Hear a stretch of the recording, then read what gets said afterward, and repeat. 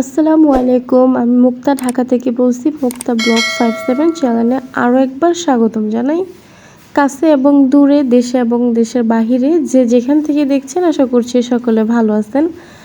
আমরাও আলহামদুলিল্লাহ ভালো আছি। সকাল থেকে ভিডিওটা শুরু করলাম, চলে আসলাম কিচেনে। সকালটা শুরু করলাম সকালের নাস্তা বানানো দিয়ে।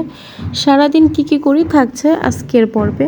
তো সকালে আমি নাস্তা বানিয়ে নিয়েছি রুটি আর পরোটা। আমার জন্য রুটি আর ভাইয়ের জন্য পরোটা, সাথে চা।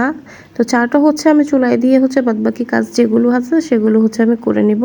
যেহেতু সকালের টাইম, সেক্ষেত্রে অনেক কাজ থাকে, সেজন্য আমি রান্নার পাশাপাশি ঘর দুয়ার এগুলো পরিষ্কার করে নিচ্ছি।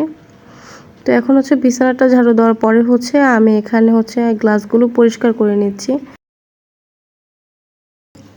তো ভালো মতন আমি পরিষ্কার করার পরে ফার্নিচারগুলো এগুলো তো ধুলাবালি জমে আছে। তো এগুলো পরিষ্কার করার ফাঁকে ফাঁকে আমি রান্নাবান্নার কাজ করব।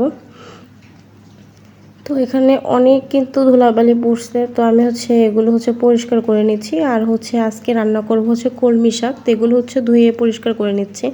যেহেতু আম্মুর শাক অনেক পছন্দ, তো আম্মু মাছ মাংস থেকে শাকটি কিন্তু খুবই পছন্দ করে, তার জন্য ভাজি করে দেব। আর সাথে আমরা আজকে রান্না করব মুরগির মাংস। তো শাকগুলো কিন্তু আমার ধোয়া শেষ। তো এখন শাকগুলো ছোট ছোট করে টুকরা করে আমি এখন কেটে নিচ্ছি, এগুলো ভাজি করার জন্য। আর শাক কাটার পাশাপাশি চুলাতে আমি মুরগির মাংস বসিয়ে দিয়েছি। তারপর আমি দুধ দিয়ে দিলাম। তো আজকে রোস্ট রান্না করব, তার জন্য। তো সাথে পোলাও। তো ঢাকনা দিয়ে দিলাম। তারপর খাওয়া দাওয়ার পরে দুপুর শেষ হয়ে বিকাল হয়ে আসছে, অলমোস্ট বিকেল 5টা বাজে।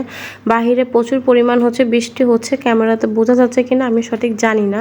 তো আম্মুকে বললাম যে বিকেল টাইম যেহেতু আমাদেরকে পিঠা বানিয়ে খাওয়াও।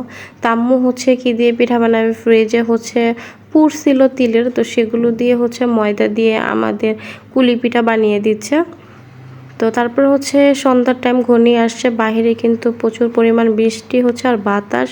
আর এই তো পিন্টু খাটে বসে আছে। ভিডিও আজকের মতো এই পর্যন্ত। আল্লাহ হাফেজ, ভালো থাকবেন। আসসালামু আলাইকুম।